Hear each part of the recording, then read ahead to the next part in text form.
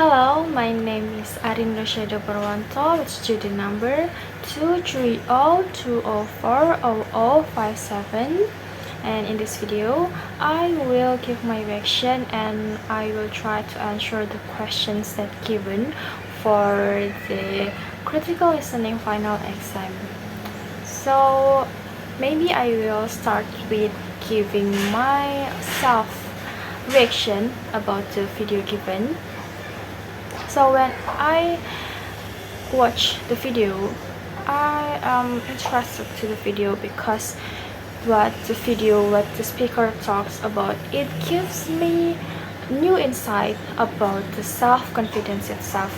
Just like others people, just like the people out there, what I think about self-confidence for a long time is just as the same as what people that already think for a long time. It's that what I think about self-confidence is when I look at someone and they grab my attention, they talk loudly, they can give the tall posture, and when we can like believe in what they said when we listen to them.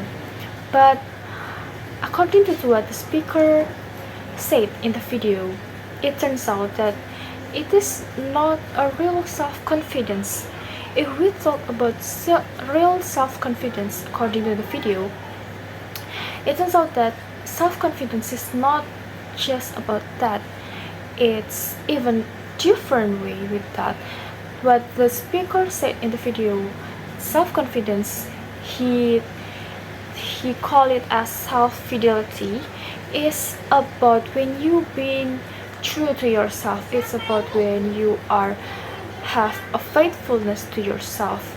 That self-confidence is not when you are seeking people attention. It is about you yourself. It's about when you are being true, you are being believe in yourself, and the energy will like spread to the people around you, and that becomes the real self-confidence, as what the speaker said as self-fidelity.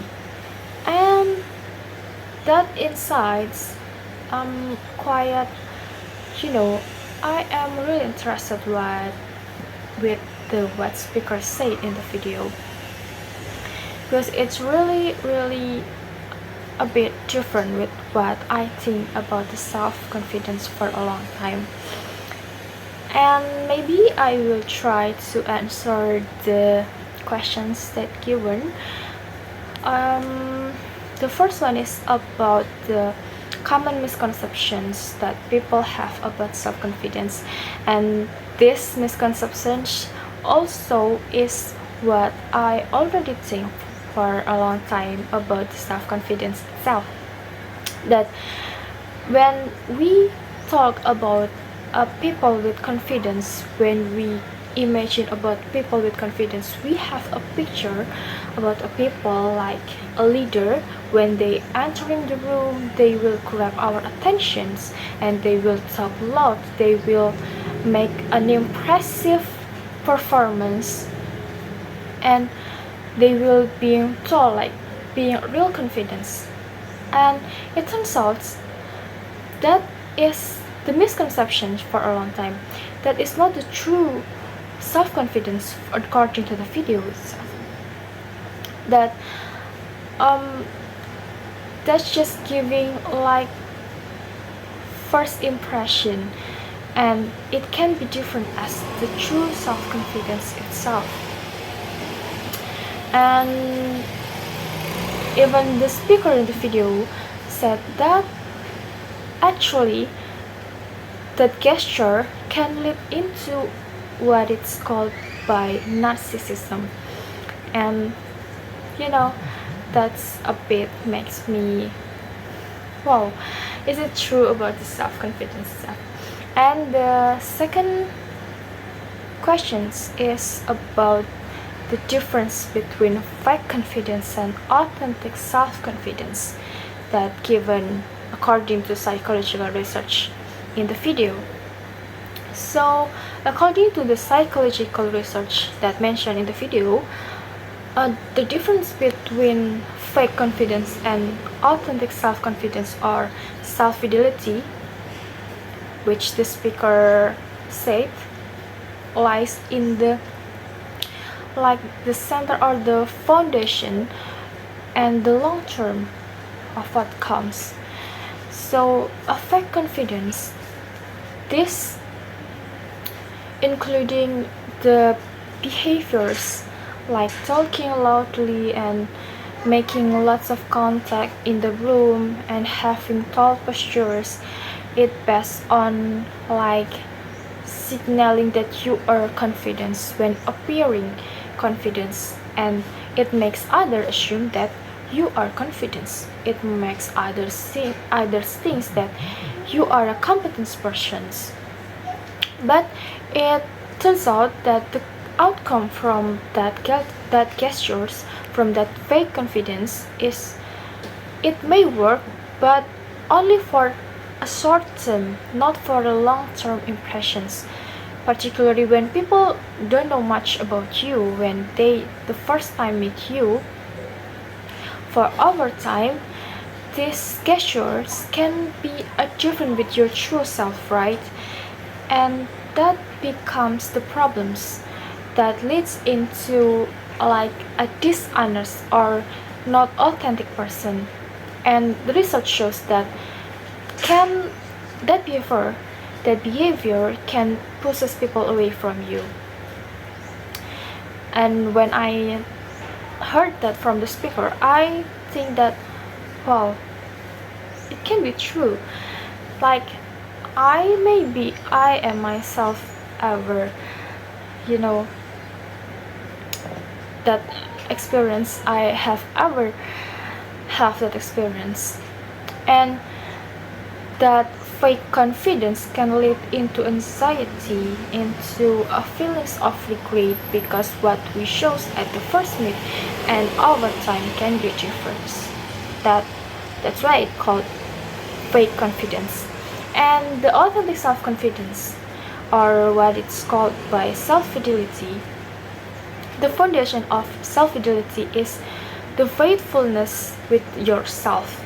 It is what it said in the videos, that self-fidelity is when you being true, you know who you are and you own that, and you don't think whether people like it or not. You know who you are and you know you own that, and you are not seeking people attentions by that. That's become the self-fidelity. That is when you have faithfulness to yourself. So when you are being true to yourself, it doesn't require feeling regret or looking for fake or being different or being the other person's. So the outcomes from this faithfulness to yourself is it builds a sense of self-worth, and it isn't tied to external achievements. It doesn't tied to others' opinions. It making one less dependent on outside validation. We are not seeking on outside validation. We are just being true to ourselves. We are just being ourselves. We are faith to ourselves. And people who have that faithfulness in their self, it's actually the outcomes is they become more likely to be warm, they are become kind and non-defensive person. And this approach not only makes you feel better about yourself, but also it turns out it earns respect from others. That is the difference between fake confidence and the self-fidelity or the true confidence itself. And then the statistic Nyland model of self-esteem and how it explains the fake confidence appears attractive at first. So according to the speaker in the video, the status signaling model of self-esteem is a psychological concept that it explains why confidence is perceived as a threat. According to what speaker said in the video, the status signaling models of self-esteem is a psychological concept that explains why confidence is perceived as attractive to other people. So this model suggests that when people meet someone new or know a very little about someone that they have met, the confident behavior make them assume that persons values themselves. So when we see a person for the first time and we see them as a confident person, that they grab our attention, they talk loudly, they have the confidence person's gesture or behavior, we will think that this person values themselves, and it can attract our, we will become attractive, they will become attractive to ourselves. That's why this model is perceived as attractive. Yes. So this assumption then leads to the further beliefs that the person must be competent or have a lot going for them. That's why we value them. We think that they value themselves. And these models explains why fake confidence appears attractive at first, because the effect is strong that even individuals who are not truly competent but act as though they are, like when we meet persons at the first time and we see them as a confident person and we value them, even if this individual is not truly competent, but they act as they are competent and they treat it as if they are great, it's sending out these fake signals of confidence can therefore seem tempting, and as it can make one appear attractive or successful to the others. And that is the explanation about the status signaling or a model of self-esteem itself in psychological. And then why does the speaker argue that faking confidence fails in long term? So the speakers state in the video that faking confidence can fail in long term because this fake confidence is not a long-lasting solution. No matter how much a person tries to control their appearance, their true feelings will find a way to show through over time. So even if we can control ourselves at the first meet with new person, but over time our true self, our true feelings about ourselves, they will find a way to show to others, and the others will show it. So this fake confidence might work with in this faking confidence can work for just like in the first impression, but over time people will gather more information about ourselves, and when our actions at the first time not align with our true self over time, the attempt to fake confidence is exposed, and with that it gives a negative results, such as that being perceived as dishonest person or inauthentic person, because when your actions not align with your true self, with like at your first impression with your true self, over time you risk being seen as a dishonest person or inauthentic person. And the other negative impacts is that internal feelings of disconnection or anxiety or depression or regret will come. The speaker in the video states that what worse is how it feels internally when your behavior doesn't match your inner reality. It creates a feeling of disconnection. Of the research says that can lead in time to anxiety or depression or feelings of regret. And next is the characteristics that people with genuine self-confidence tend to show based on the research in the video. So based on the psychological research stated in by the speaker in the video is that people with genuine self-confidence, which the speaker said as self-fidelity, tend to show characteristics such as warm, they have a kindness, they are not defensive persons, and they smile, they have the approachability gesture, and they tend to have a healthy relationships with other people because they are being true to their selves. They show the true of their self, they are not being fake, so that person that knows them, they don't see any faking confidence, so they tend to be more belief to them. And in that self-fidelity, they moderately high confidence, they show the authenticity of self, and they get the trustworthiness by people. And with the fake confidence, that there is effect called as chocolate cake effect. And the question is, how does it relate to narcissism and attraction?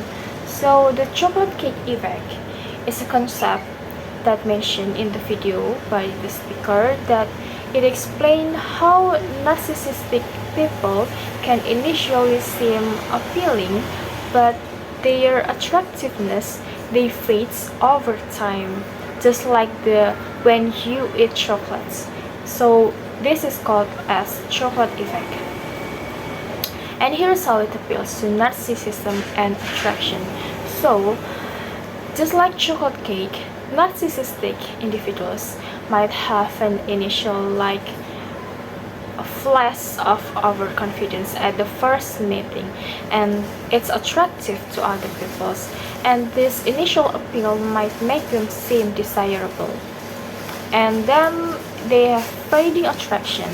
However, the initial appeal they fade. So just like chocolate cakes that looks appealing, narcissistic or overly confident people may seem attractive at the first impression, just like the chocolate cakes that looks appealing. But over time, the lack of warmth, the lack of empathy and sincerity makes that attraction fade quickly. And the research shows that people are more attracted to moderately high confidence rather than extreme confidence at the first meet. So, what does real self-confidence actually looks like? According to the speaker in the video, the real self-confidence, as what he said as the self-fidelity, which means being faithful to yourself. It is about knowing who you are and owning it, whether people like it or not. So you don't have the gesture for the attentions. You don't have it for like, is it people like it or not. People with genuine self-confidence tend to be warm, kind, humble, and approachable, and they are not defensive. They smile more, they even build healthy relationships with others, and they are less dependent on external validation. They are not looking for the attention. They are not seeking attention from others. So authenticity plays a very important role here, that especially in the relationships with others. Research shows that honesty and authenticity create a sense of safety, trust, and emotional connections with people. So when people share their true feelings, relationships become happier and experience less conflict because we show our true self. We are being true to ourselves and also true to others. On the other hand, hiding emotions that with the goals to avoid rejections only increases stress and it weakens intimacy over time. However, practicing self-fidelity is not easy. The speaker explains that humans constantly struggle with an internal conflict between being accepted and being authentic. Many people stay quiet, ignore their needs, or hide parts of themselves because they are afraid of losing approval or connection. They are afraid when people see the truth of their self, they will lose them. They will go from us. So that's why some people sometimes they tend to be not true to themselves because they want people to not reject them. So to illustrate this, the speaker shares a personal story called the Rejection Month. During that time, he intentionally faced rejection again and again. So at first his confidence dropped because it was still tied to external validation. So like he still have the fake confidence. But eventually, his confidence grew in a deeper way, not because people like him, but because he liked himself. That is when you are being faithful to yourself. That is when it calls as self-fidelity. By doing things that matter to him and staying true to himself, he built real confidence. Interestingly, once this happened, people start liking him more naturally. So when we are being true to ourselves, when we are faithful to ourselves, when we know who we are and what we own, people with a true authenticity, they will naturally like us. This message is especially relevant for college students, I think, because including students in Indonesia, because many students feel pressure not meet expectations, especially others people expectations, impress others or avoid failures. This video helps us see failure differently. Instead of viewing it as something to avoid, failure becomes part of staying true to ourselves. Even when the outcome is uncomfortable, of course, acting in line with our values strengthens our confidence. So this video changed the way I think about failure. For me, failure is not a sign of low self-confidence or low worth of ourselves. As what the speaker explains in the video, that real confidence does not come from being perfect or always succeeding or being people's attention, but self-confidence is from trusting yourself even when things go wrong. So this changed the way I see failure itself, not as something to avoid. Failure is not always something we have to avoid, especially us as the young people, but failure is a part of being authentic and we can grow by the failures. So failing does not mean we are lack of confidence or we are lack of confidence here. It means I am learning and being honest with my abilities. So I am believe in my abilities. Even if I get the failure, it's just a failure and it will pass. I can see my abilities by the failure that I have learned here. So the video suggests that many people avoid actions like speaking or presenting in front of the class because they depend too much to others people's approval. They are afraid of other people judging them. So when students avoid these situations, especially myself, they may feel safe temporarily, but their self-doubt grows stronger. So According to the speaker's idea, avoiding challenges reinforces fear while facing them imperfectly. It helps build real self-confidence over time.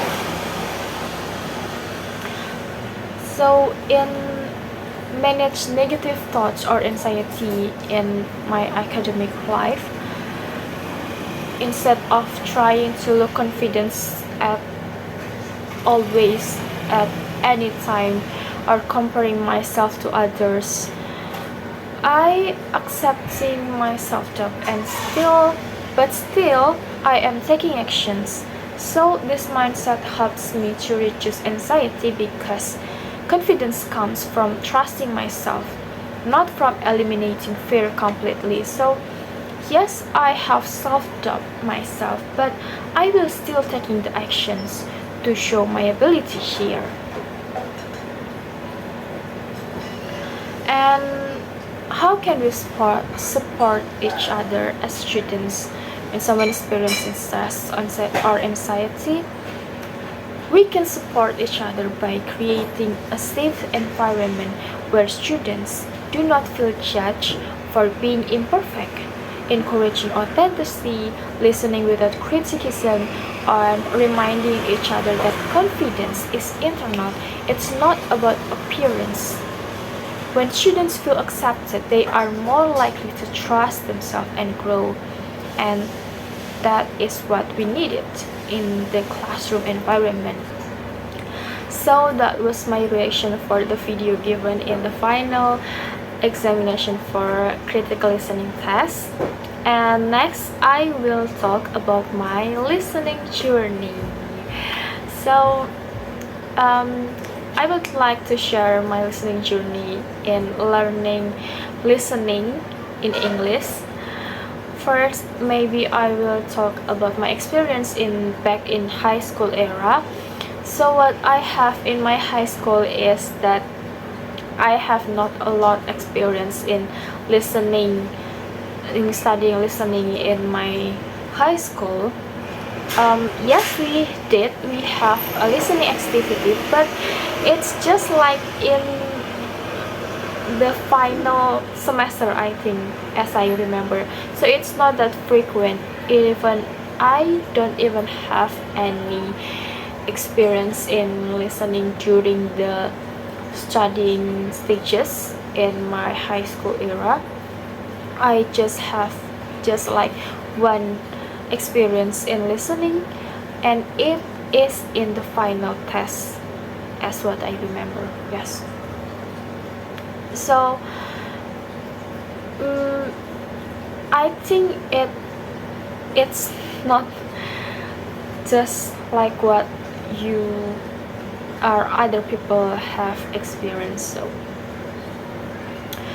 yes, in regular classes, listening activity were quite limited, especially in my high school era. So I did not have enough exposure to real activity in English listening materials back in my high school era. And because of that, I don't think that the listening lessons in high school were enough for me to prepare me for a listening activity in the university level, especially I am majoring in the English educations. So the English lessons in my school, it didn't provide sufficient listening practice, and the experience was actually much less than any students really need. And as a result, I felt quite unprepared when I faced more complex listening tasks in the university. But fortunately, I like to listen in English music, and I like to watch movies with English, so that I am not really that not prepared. But in the high school, I feel I have not really much prepared. And currently, there are several problems that I still face when listening in English that the first one is I have a lack of vocabulary. So when I hear unfamiliar words, it becomes difficult for me to understand the overall messages. And the second problem for me is that I'm still not fully used to listening in English, because English is not my first language and I still learn English here. So sometimes the speed, the accent, or the pronunciations, it it becomes a challenging for me to follow and what is being said in the audio. And before taking the critical listening class, the critical listening course, I never thought that learning listening could train someone to become this critical and confident in expressing opinions based on what they hear. In the past, I believed that learning listening was only about understanding the meaning of what we hear in English. And I did not realize that listening could also develop critical thinking and confidence in responding to information, just like in this critical listening course. And after one semester of critical listening class, I truly feel that my listening skills have improved. Not only my listening ability, even my critical thinking skills have developed due to this class. And I feel better at responding to what I hear and analyzing information and even expressing my opinions more confidently. And what topic that I remember I really like in the critical listening class that helped me the most in the topic is about the self-confidence. And after watching the discussion video about the self-confidence, I gain a new insight. I have new perspective on confidence, and it helped me realize that confidence is something that can, it's not what we always think for a long time. I learned something really different and new here, and I like it. And compared to the beginning of the semester in this class, I definitely feel more confident in listening now. And this is because in the critical listening course, I did not only practice listening, but at the same time, I learned how to process and critically evaluate the information I receive. Without realizing it, this method turned out to be very effective in improving my listening skills. So this course also helped me deal with a fear of failure, anxiety, or the fear of being judged when listening or speaking. Because in every meeting, my lecturer also often gave me advice on how to overcome the fear of being judged, how to be more confident, how to not think about others people think. And my lecturer also shared the strategies based on his own experiences from his guidance and the knowledge that he already experienced. And I learned a lot, and I dared myself to prove that fear actually exists only in our minds. And what we can do is face it and realize that the fear we imagine is only in our mind. It's often not real. So after this semester, my listening goal is to become even more confident in class, especially in my listening and speaking skills, by applying the knowledge and the strategies that I have learned from this course.